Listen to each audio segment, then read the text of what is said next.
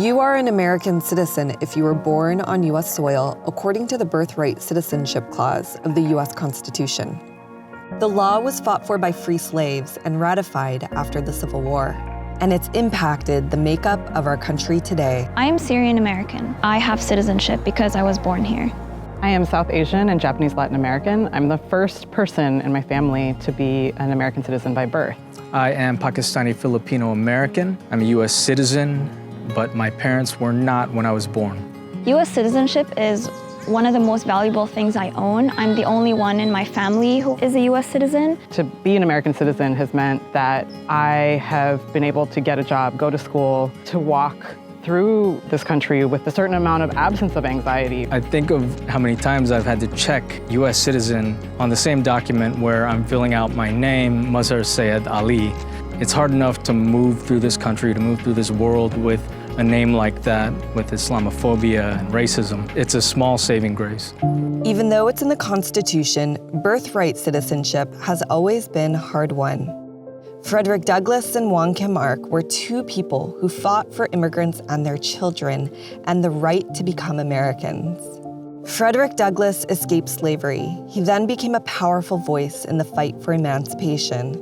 He believed the struggle for his own rights as a Black man born in the United States was a fight for equality for all people, and he spoke up for the rights of Chinese immigrants.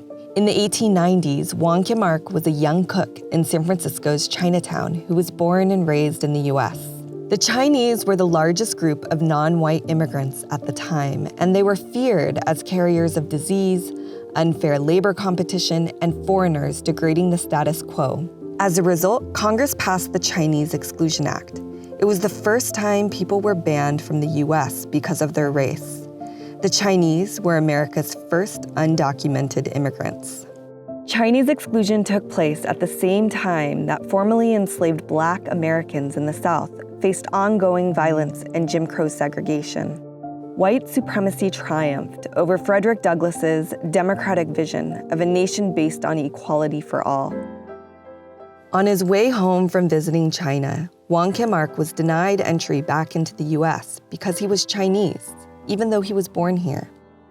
So he took his case all the way up to the Supreme Court, and he won because of the birthright clause in the 14th Amendment. The people who fought for citizenship rights before me were incredibly brave. I know that my life would be completely different if not for them. Years after birthright citizenship was included in the Constitution, Native Americans and those from U.S. territories, all of whom had their rights violated, were made citizens. And Asians regained the right to immigrate and become naturalized citizens. Today, those born in the U.S. territory of American Samoa aren't granted birthright citizenship, even though they can serve in the U.S. military. And so the fight for people's rights in this country continues.